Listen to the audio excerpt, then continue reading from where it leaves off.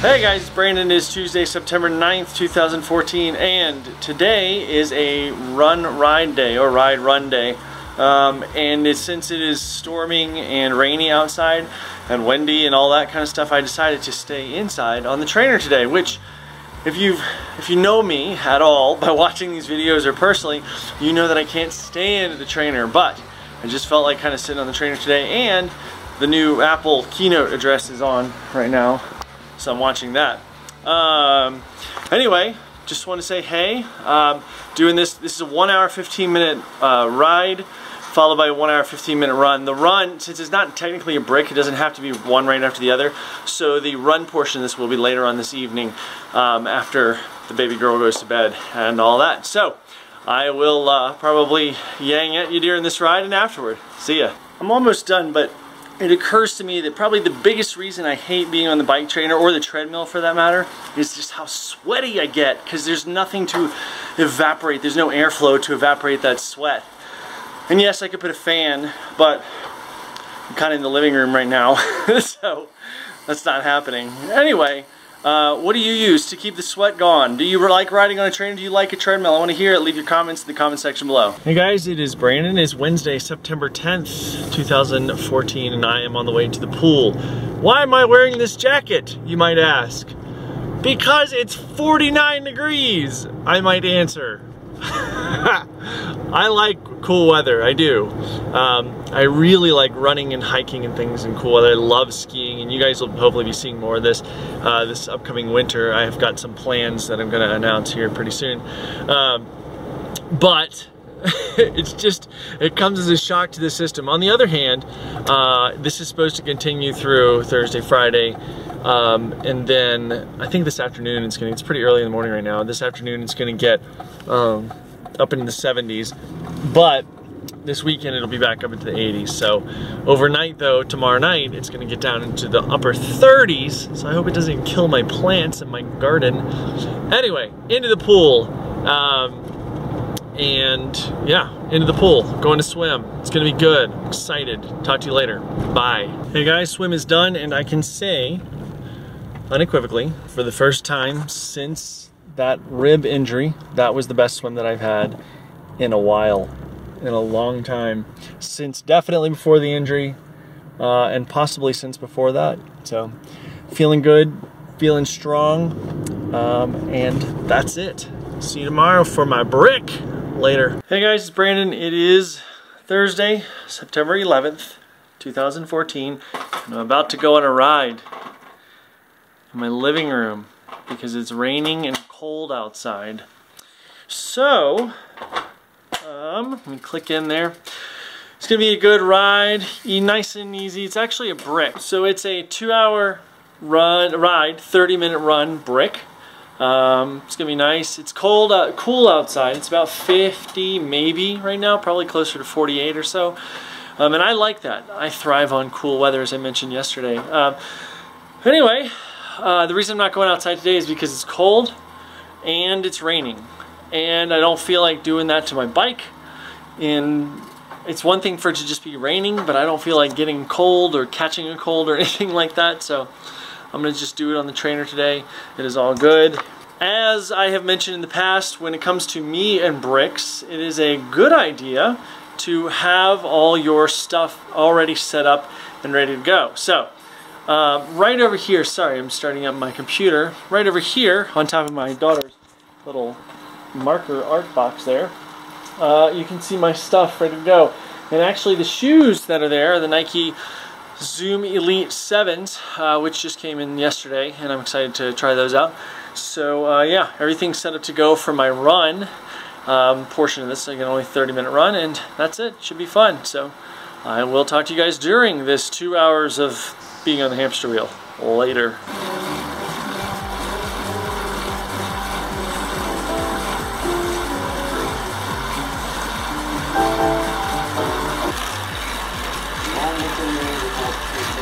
Off the bike, nice and easy run done, and as soon as I finished about 15 minutes ago, it started raining, so good timing. Anyway, the shoe I wore today is a Nike Zoom Elite 7. Check it out. Bango. subtle coloring. No. It's September 12th, Friday, the last day of this episode, and I'm on my way to the pool. It is currently 48 degrees, and it was in the 30s this morning. It's gonna be in the 80s this weekend. Good Lord, it's all over the map. Anyway, on the way to the pool today, it's gonna be a pretty good swim, about 4,200 yards, and yeah, I've been having some pretty strong swims lately, so I'm kind of looking forward to it.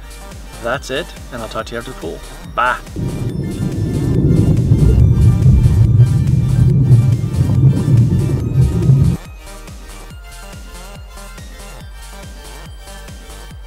Hey guys, it is Brandon and it is September 13th, Saturday, and I'm getting ready to go for my brick here. 3-hour ride, 1-hour run. Feeling pretty good. As I talk to you, it's not quite 60 degrees outside, so I will be wearing this kind of underlayer right here, which is actually heat gear by Under Armour, so it's meant to disperse heat, but at the same time it creates another layer to kind of insulate just a tiny bit. It's 57 again, so not super chilly or anything, but by no means warm. So I'll be wearing this for the duration of the ride. The nutrition setup on the ride today is going to be 2 bottles of Hammer Perpetuum, which you can see right there. It's the cafe latte flavor. That's going to be what's on the bike to begin with. I've got 2 bottles of that set to go.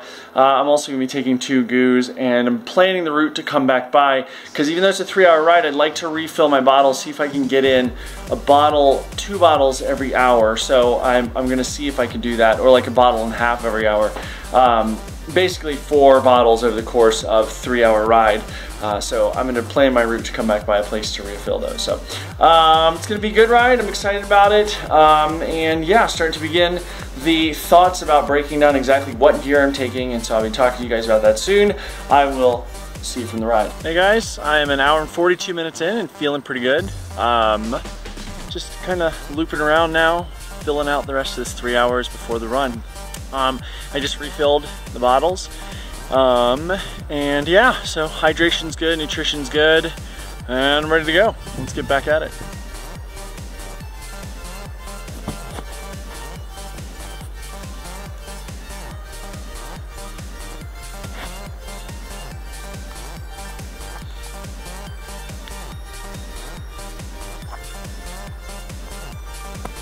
What's up guys, the ride is done and I'm about to get ready to go on the run. I gotta put a few things together, get my visor and my arm pocket for the phone while I'm on my run. Should be about a 10-minute transition. See you when I get back. Hey guys, all done for the day. Pretty decent run.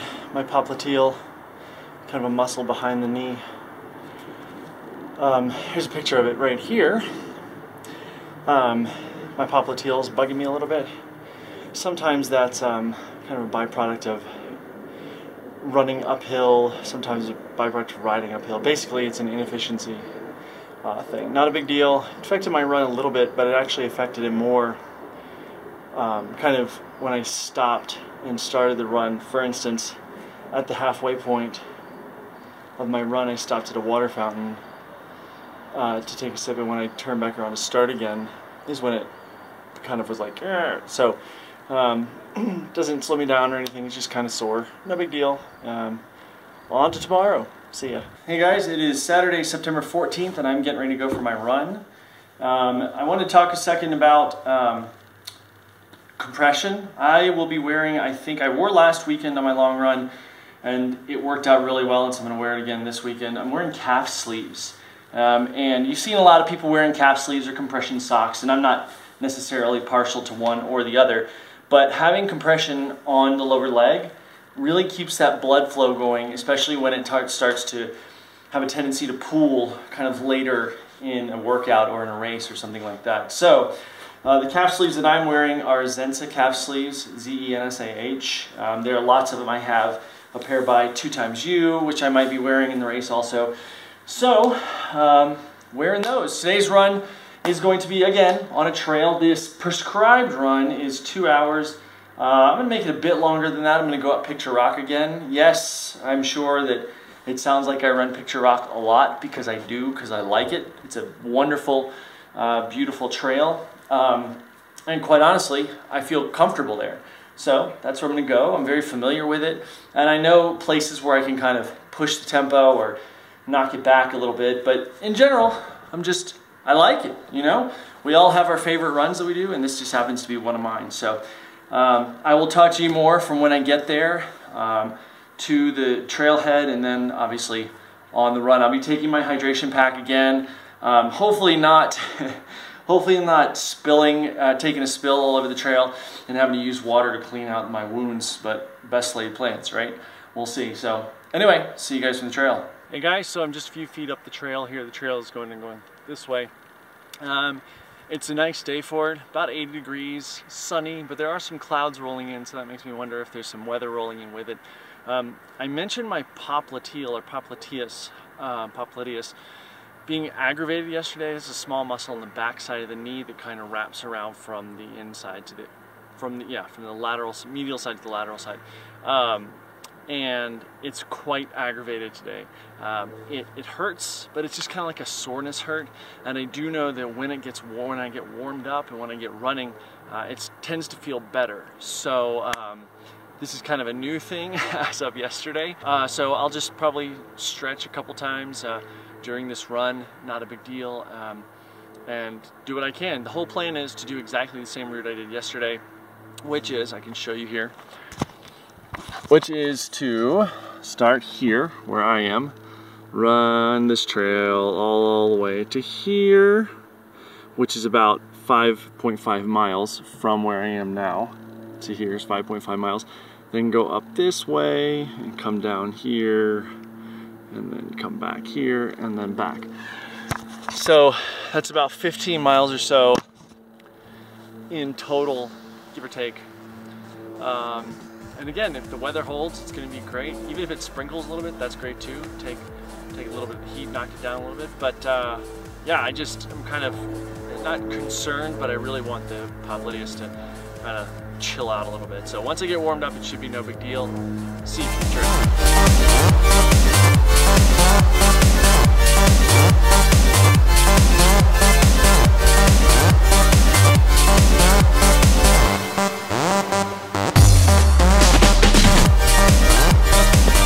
Guys, I'm about an hour and 15 minutes into my run, and I'm about to turn around. I haven't really been able to get it going today. It's fine. The leg it's fine.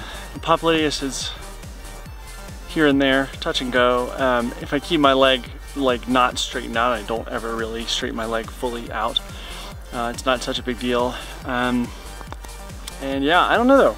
Just haven't been able to get it going. I definitely, you know, the difference between last week and this week was that last week, you know, I did the run on Saturday, the ride on Sunday, and this week I did it the way that I normally do it. So I rode yesterday and riding today, and I think that's probably a large piece of it. But I just kind of can't get it going.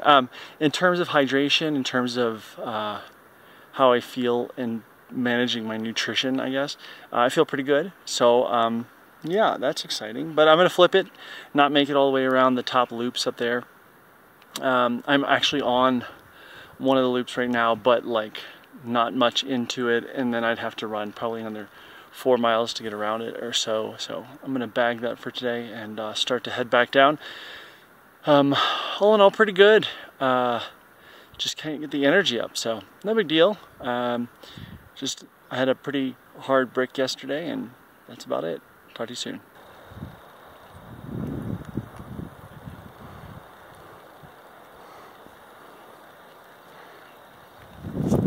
Hey guys, on the way down, and so a while ago, a few episodes ago, I talked to you about knowing the rules of a particular trail that you're on. When it comes to as a right of way, things like that, and how it's pretty important to read the signs on the trail before you get going. And on this particular trail, I remember lamenting at that time how few, if any, of the cyclists were yielding to runners. And the way the pecking order goes is that cyclists yield to people on horseback and runners and hikers. And then runners have to yield to horses, and horses don't yield to anybody. So I remember talking to you guys about that and saying know the rules of the trail and everything. And just now, today it's been pretty good actually. In fact, I ran into somebody who was part of County open space. Pardon me if it's a little windy. And they were actually on bike patrol, kind of making sure that everything was going okay and all this stuff, and everybody was safe and everything. And then everybody's been moving over pretty well today. There have been 2, probably 3 actually incidences where people just haven't moved. And then I run into this guy up here, and he's coming uphill and I'm going downhill. And generally speaking, where there is no sign kind of dictating exactly who has the right of way, it would be my job to yield to him, and he's on a bike. However, the rules say, and there's signs. There's a sign at the bottom of the trail, at the trailhead. There's a sign up at the transition of the trails where I was earlier that says, it gives the yielding order, the pecking order of who's on the trail. And this guy kind of pulls right up to me. We're on single track, so I can't go anywhere. He can't go anywhere except for off the trail to the side. And it's his responsibility to yield. And he goes, "I'm going uphill, buddy," as he goes past me. I turned around, I was like, "Excuse me, I'm sorry, but the rules of this trail say this and this and this."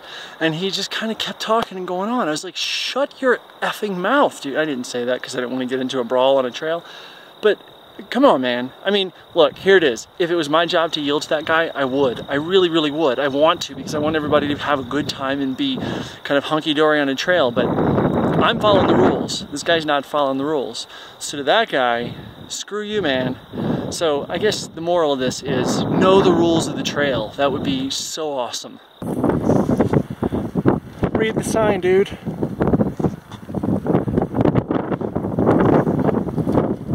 Hey there, guys. So here I am, chilling in the hammock. It is definitely post-run. It is also post a couple beers.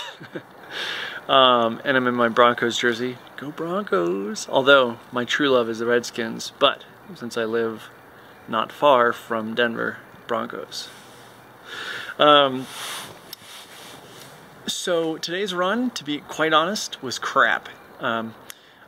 For several reasons. The first is that, you know, I showed you that thing on the trail, and that trail is marked and measured accurately, and it's 5.5 miles from the parking area to the transition into the top trails. And I went to the top of the trails and then a mile beyond that and then back, so I should have done a total of, let's see, 11, 12, 13, so 13 miles total. But my watch told me it was like 10 and a half or something like that. So that's really annoying to begin with. The second thing is that I really felt like my legs didn't get going, and I mentioned that to you guys earlier.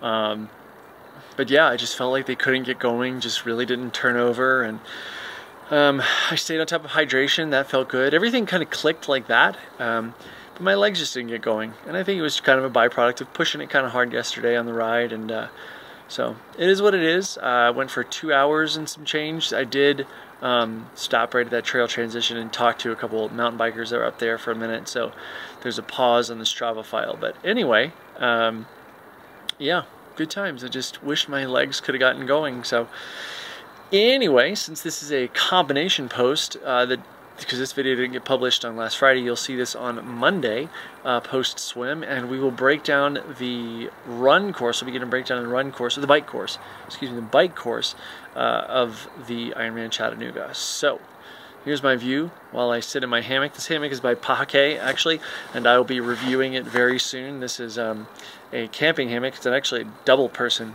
camping hammock, and you guys will see a review of this soon. And here's my view for the evening.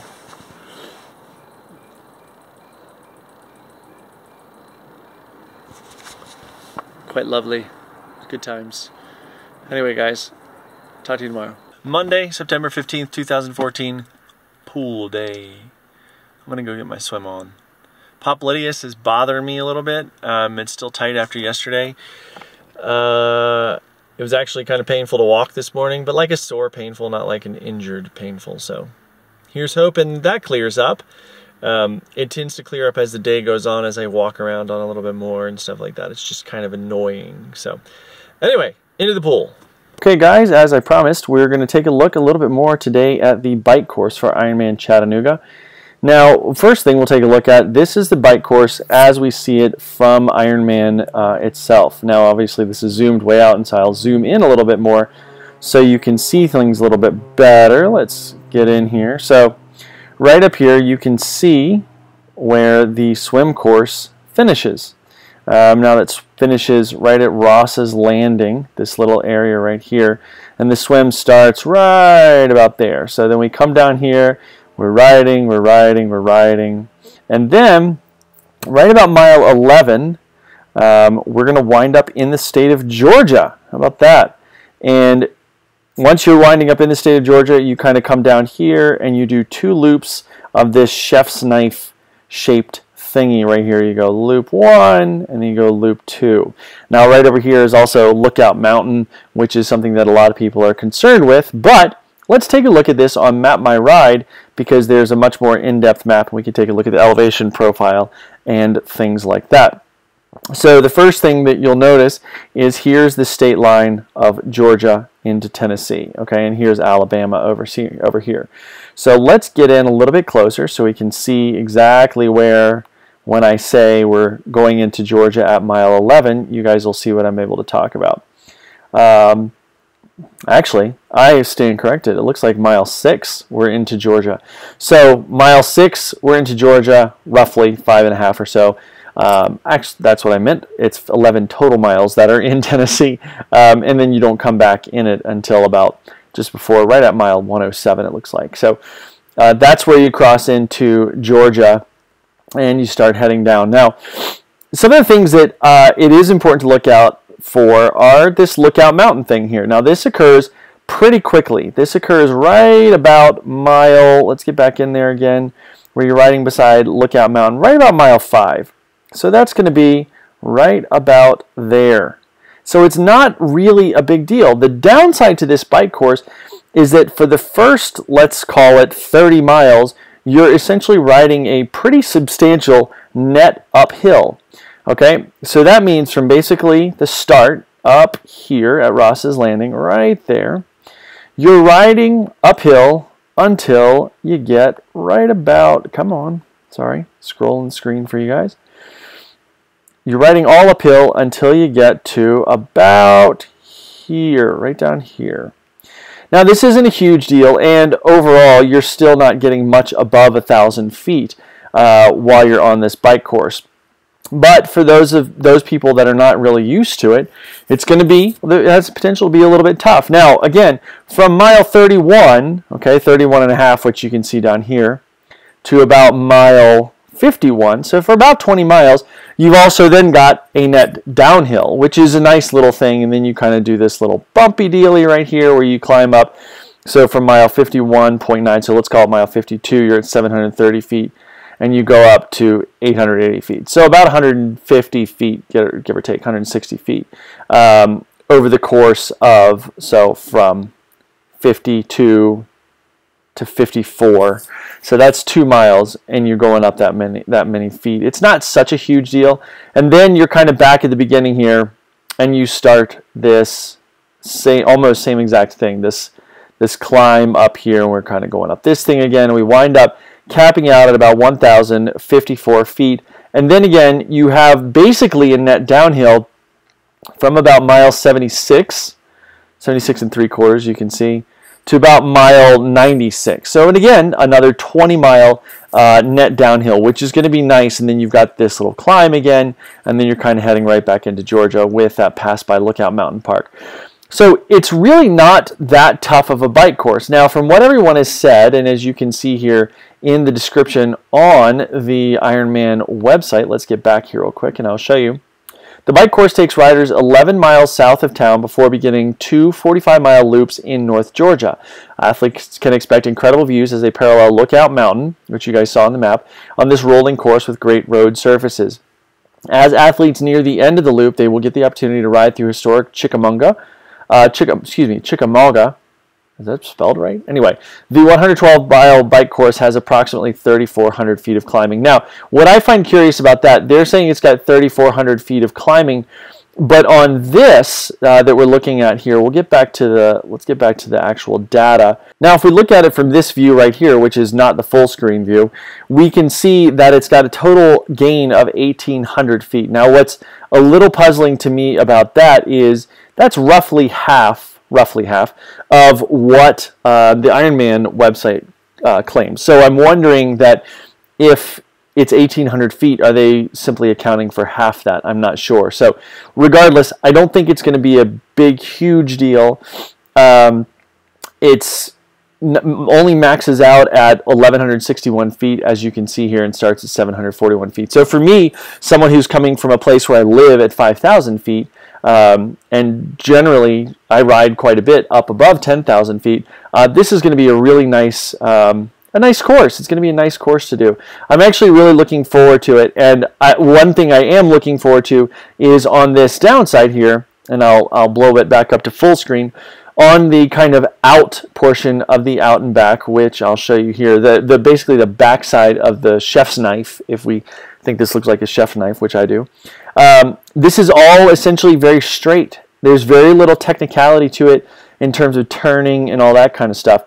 You're pretty much just hanging out on one road and really just kind of cruising along. Now, will that get monotonous? Sure. But at the same time, there's not a lot of turning here, turning off here, turning here, and so I'm kind of looking forward to that. So that's going to be really, really nice. So anyway, that is today's look at the Ironman Chattanooga bike course. So guys, for this final message, we're going really, really low tech, and I'm just going to use the camera on my computer. I want to say thanks so much for watching this episode. We're going to go over the run course on this coming Friday, so I hope you enjoyed the look at the bike course a little bit. Now, I'm really looking forward to it, and you guys have been so great in supporting everything. Be sure, I'm going to say this is the hard sell, be sure to go join Strava. Go to strava.com, that's strava.com, or just go to gearist.com/Strava. It'll take you right to Strava, and you can take a look at it.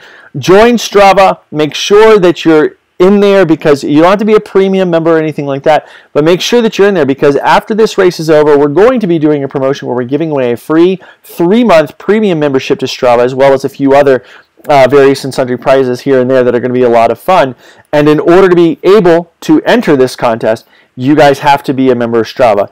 Here's the thing about it. It doesn't matter how fast you are. What we're going to be measuring is when you start at the beginning of your kind of journey, okay, what is your percentage of increase over that? So the person that's increased their time by the most, not necessarily that you went from a 10-minute mile to a 6-minute mile, but that your percentage of increase, your particular improvement over that time has been the greatest, and you've put forth the best effort. So be sure to join Strava. It doesn't cost you anything, and all that kind of stuff.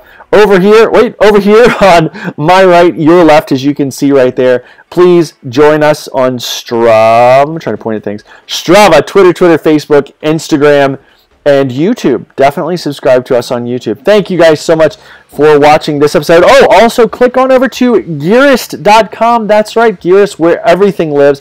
Take a look at it over there. We just put up a story. Actually has to do with gear, and it's funny. This particular Colombian Federation backed cycling team, which is not the Colombian national women's cycling team, but it is a Colombian backed cycling team. They actually put up their kits they've been wearing have gold on them. Now the problem with gold is that the color gold doesn't transfer to spandex very well. So this entire middle section looks like they're nude from basically the tops of their middle of their thighs to the. So definitely check those out over at Gearist.com. Thank you guys so much for watching. We'll see you next time.